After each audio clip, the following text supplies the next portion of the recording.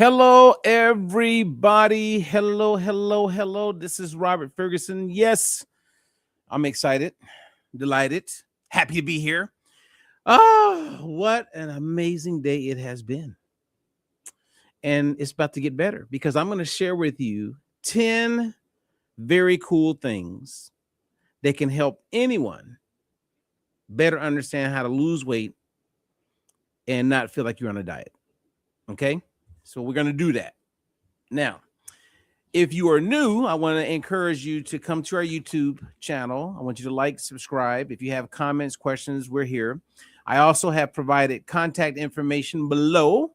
So if you have questions, you can reach out to us that way. And you can learn more about the 8-week fat loss challenge that we have taking place, which I am so excited about because a lot of what I'm teaching in this challenge is in my new book. And people are experiencing it for the first time. I have people who used to do my infomercial product years ago. I have people who had my very first book and they're participating. I have people who bought my last book that was seemed like forever ago in 2011. And they're seeing the updates. I have people who have done other challenges. And it's one of those things where when you know, and you get excited and you want people to experience what you're excited about. And that means major breakthrough. Like this morning, and I'm going to get to these 10 things, I promise you. But this morning, I had the opportunity to do a presentation for a major university. And it was so cool to actually converse with clinicians who are completely on board and they totally got what we're doing, what we've done. They see the value in learning how to eat regular everyday foods in a way where everybody can lose weight, and you take away the restriction, you take away the deprivation, right? That's why we call it a diet-free life method system. When you remove all of the frustrations of food, and you give people options and you show them how to eat based on their biology, and it's not complex, and you keep it simple, that begins or becomes a major win. And it begins putting people on the right path to being successful. So, and also a big shout out, like I told people who are in this 8-week fat loss challenge, we're going to update the grocery list consistently throughout the challenge. So if you're in the challenge, log in if you haven't lately, and you'll see some of you are on day 11, some of you are on day 3, some of you are just starting. Okay, when you log in, download the grocery list. We've updated and made some changes, added some things, brought more clarity to it. Because once you have the list, right, of what makes for what we call a fast carb, a slow carb, a protein, a fat, a condiment, or open, which is consume as much as you want. Once you have that list, it's as easy as Sesame Street, meaning you just pick what you want to eat, pair it properly with the recommended proportions, game over. Okay, now, everyone, when you do the challenge, if you're in the challenge, one of the first things that takes place in the beginning is that you take this 6-question assessment. It's a metabolic flexibility assessment. This assessment is very important because it helps you identify if you are likely to have insulin resistance or if you don't, and what insulin resistance is. You hear people talk about it, but many people still don't get it. So we've taken it a step further by helping you identify quickly, giving you a score, a metabolic score that's based on you. And then when you learn to pair foods, you will pair them based on putting your body in the best possible environment so that you can maximize your ability to drop some body fat. Okay. So some of this may sound interesting, may not make sense because I'm using terms that are part of our methodology and they're part of the challenge. So everything I'm going to share, when you're in the challenge, you're going to learn. Okay. Because I have some people thinking, well, Robert's had challenges. I've had challenges like over 25 years. And the key unique things that's in this challenge was never in any other challenge ever. We have taken everything to the next level. Okay. All right. How's everybody doing? Okay. So I'm going to share 10 things, and there's some nuggets here. Excuse the pun, but there's some nuggets, some tips, some giveaways that can give you ideas on how you can make the most, even if you're not in our challenge. Okay. This is for you. Number one. Let me see. Actually, I got notes down here and I have notes up there on my screen. Okay. So number one is a question. What is the only winter squash that is a slow carb? See, there's winter squash and there's summer squash. One of the winter squash is a slow carb, meaning all winter squash, all is a fast carb except for one. The answer is spaghetti squash. Spaghetti squash is the only winter squash that qualifies as a slow carb in our methodology. Now, what does this mean? Well, it kind of goes to the title of what I'm sharing with you today. Eat this with that and lose weight. When you eat certain things or pair certain foods to include fats like butter with certain proteins, it can cause you to struggle with the weight loss, even when the calories are low. Because insulin is a big part of the answer, the solution to helping people get to where they want to be when it comes to their weight. So that being said, and not going into great detail on insulin and how that works, the takeaway here is that if you have spaghetti squash and you eat that with any fast carb, that's a win. Some people have avoided spaghetti squash thinking that it's a fast carb because it's a winter squash.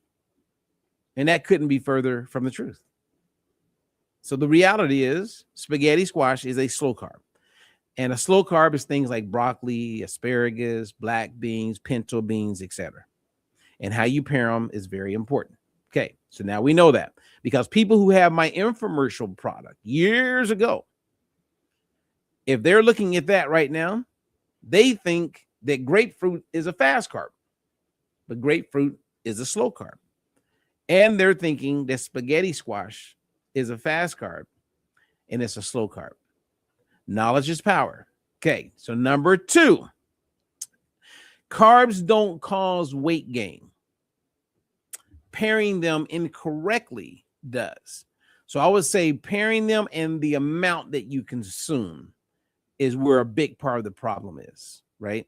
See, carbs only become a problem when they are paired in a way that spikes insulin incorrectly or at the wrong time in the wrong amounts.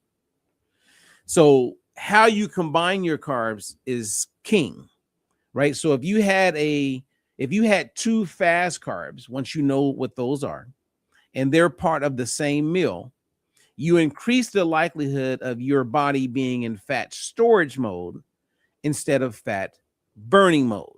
And we want to optimize fat burning because the goal is to drop some body fat. So how you combine your foods is going to be critical. See, you could have your calories really low, but be combining the foods incorrectly and wondering why you're struggling with weight loss. See, knowing what's a fast carb and a slow carb based on our methodology sets you up for success, 100%. Okay, number three, protein choice. Okay, chicken, fish, turkey. If it used to fly, swim, walk around, crawl, those are all proteins. Tofu is also a protein. But protein choice changes the outcome of the entire meal. What do I mean by that?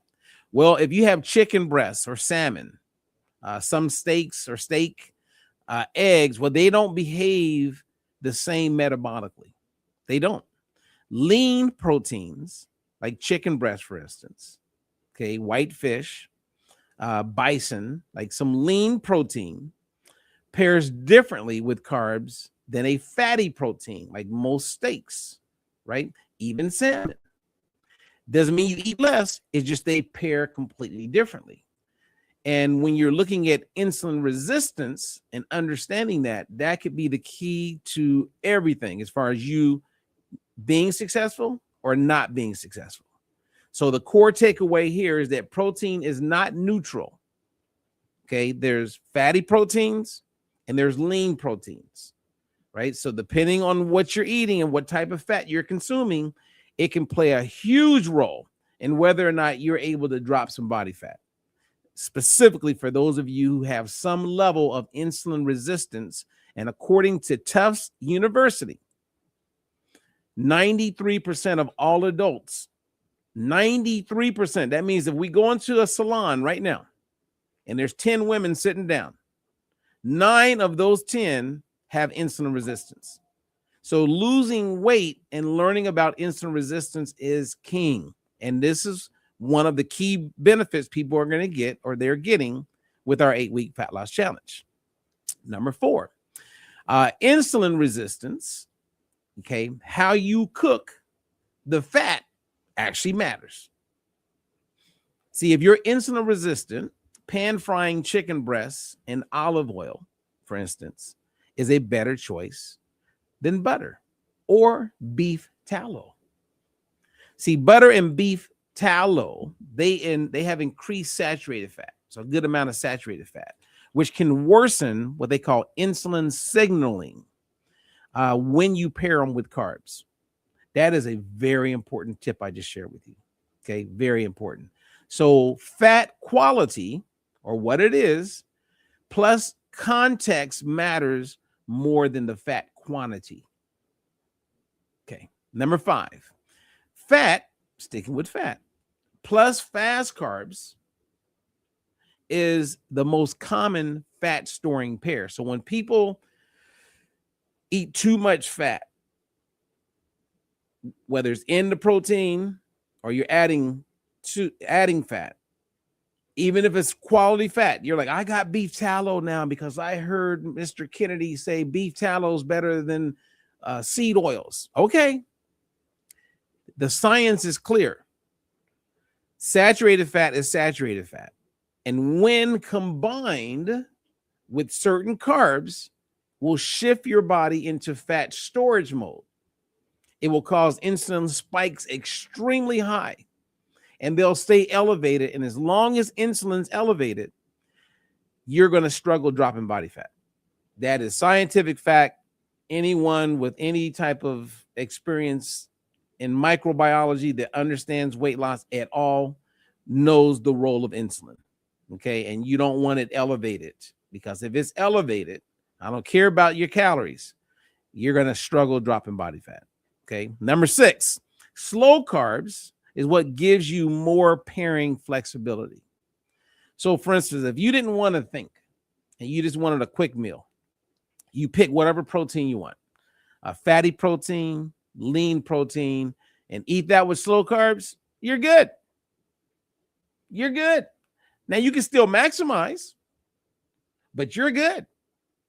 But that gets boring. People want fast carbs. They want bread. They want pasta. They want tortillas. They don't want to feel deprived. And they can have all those things once they learn how to pair their foods properly. It's really that simple. Okay. Let's go to number 7. We're almost there, everybody. Volume can be your ally, or it can be your enemy when it comes to dropping body fat. So big plates don't cause weight gain. Dense plates cause weight gain. High volume, water-rich foods allow people to feel satisfied, keeping insulin levels down. I demonstrated that this morning to these clinicians, and they were blown away. They're like, wow, why are we just now learning about this? Well, now they know. So we can eat more, and I'm going to show you guys how to do that in a video in the next day or two. Okay, number 8, fat burning is a hormonal state, not a calorie state. Fat burning is a hormonal state, not a calorie state. I could say that all day, every day, and multiple times a day because it's true. See, you don't burn fat because you ate less. You burn fat when meals are paired in a way that keeps insulin appropriately low between your meals. So the takeaway there is hormones decide fat loss, not math. Hormones decide fat loss, not math. And the way you lost weight in your 20s is not how you're going to approach losing weight in your 40s, 50s, 60s on. Now, you can give up, and many people do. They just feel like they don't want to do another diet. But I'm not promising restriction. I'm not promising deprivation. I'm promising freedom. Freedom. Okay. Freedom where you still have options. You can choose foods. You can learn to eat.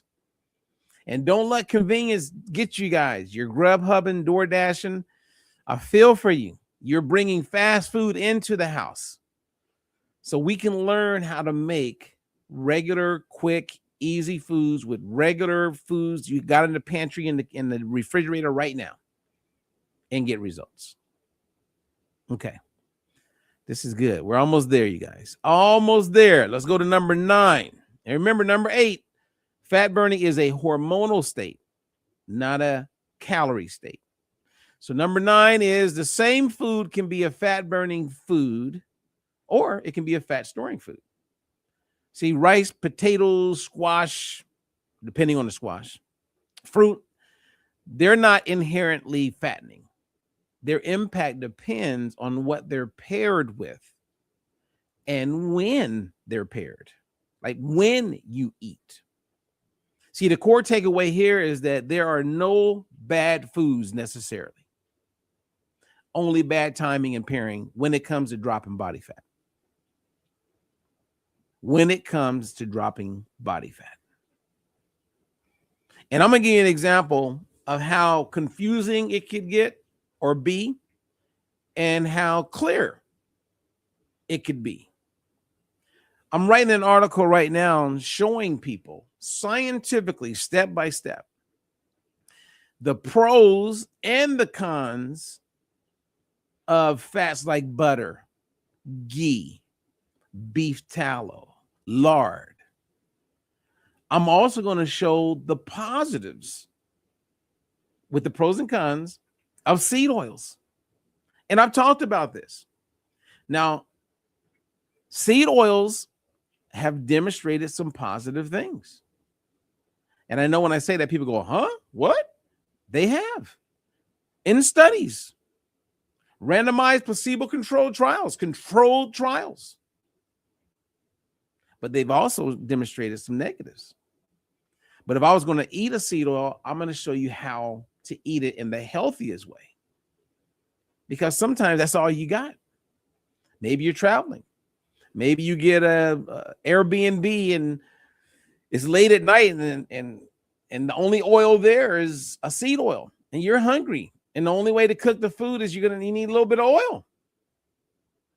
See, I've always been that dude where I like to go to food banks and instead of just giving people food, but show them how to make the most or get those foods to be as healthy as possible.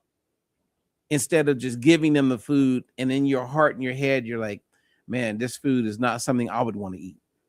Show them how to make it as healthy as possible. And we've done that work. Okay. And number 10, simplicity wins when the system is right. We have a methodology that's right, a system. It's proven. We've done 2 evidence-based controlled trials. We've proven it. See, the Diet for Life methodology works because it removes all the guesswork, right? So when you're in a challenge, you don't got to guess, and if you got questions, because everyone may have questions, then you ask questions. And when foods are clearly categorized and paired correctly, people lose weight while eating the foods they enjoy. So you want something that makes sense. You want to be consistent, and that'll make everything easy. So there you go. Everything I just shared, if you're in the challenge, I broke it down and I'm making that available to you on day 12 of the challenge. So anytime you watch this video, it could be a year from now when you're in the challenge and you want this list, just go to day 12 and it'll be right there. Okay. Now, when you understand food pairing, as I mentioned in the beginning, weight loss stops feeling like discipline and it starts feeling logical. It just makes sense. All right. So, any questions for me?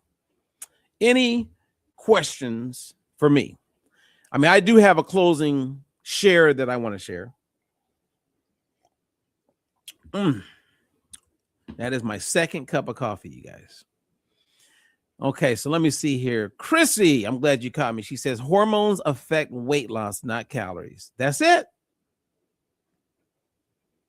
Now, we're not saying that calories don't completely count, because we could argue that they do, right? You could say, hey, that means I'm just going to eat 1,000 calories of pizza today. No, I mean, they do count. But what has happened is that we've made counting calories more important than anything. And we know that even when the calories are low, if the hormone insulin is elevated, then weight loss ain't happening. Okay. So let me see. Who do we have here? Janet. She says sourdough bread and butter. Oh, good question. It all depends, Janet, on if you have insulin resistance or not. Because sourdough is a fast carb, butter, good amount of saturated fat. Sourdough, we know, is great. It converts to sugar much slower than most other breads. It has resistant starch in it. It's great for the gut. It's amazing. And I've been preaching sourdough as a winner forever.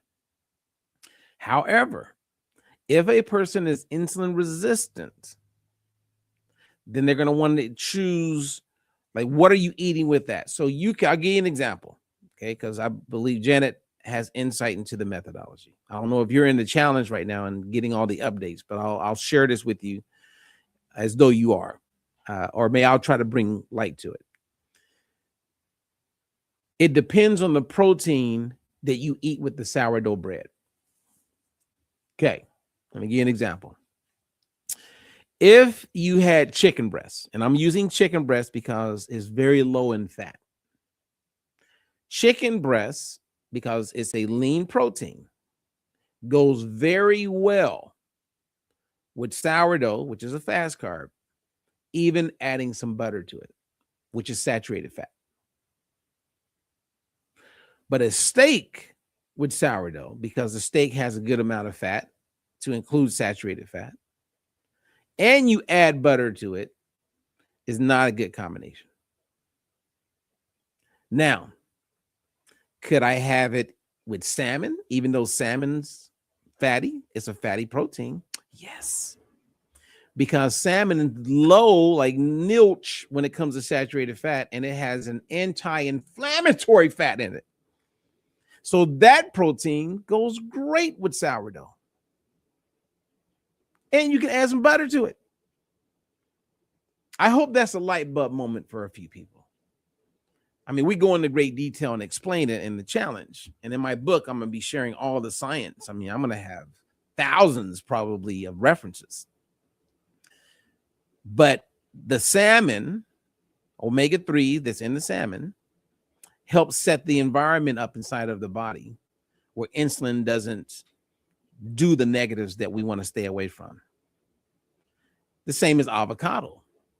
It sets up the environment because of its primary fat. The same as extra virgin olive oil. Oleic acid helps to set up the environment. So it's a little change for many people who have followed my work over the years, but it's a huge change as far as how it's going to help people. It's a game changer, man. Game changer. Okay, let me see. Who is it? Kelsey, what's up? She says, haha, I see what you did there. Love the title. Yes. People, we could eat a lot of things and lose weight. is what are you eating, combining it with? Like, to make a blatant statement, right? Like they've done with the pyramid, and say that beef tallow is just go for it.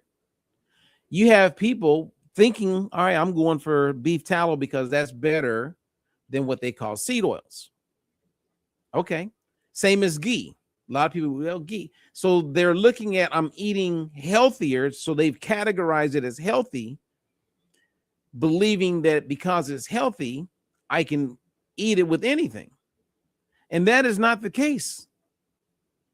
I mean, you can do what you want, but if you want to drop body fat, and knowing that 9 out of 10 women who want to lose some body fat have some level of insulin resistance, that's 9 out of 10 women. If you go to the grocery store today, you can count. Okay, I'm gonna count 10 women. Okay, so the first one comes up. Let's say that they are not insulin resistant, but the next 9, insulin resistant, insulin resistant, insulin resistant, insulin resistant, insulin, right? And let's say that 85% of almost everybody in the United States and Canada are thinking about losing some weight. They want to lose weight, and they're struggling, and they don't get it. I mean, it's crazy. You know, it is. It's crazy because all they need is a little tweak to what they're doing, and the weight would come off. You know what I mean? It's kind of like you're right there, but you don't know that all you need is a little tweak to make all the difference.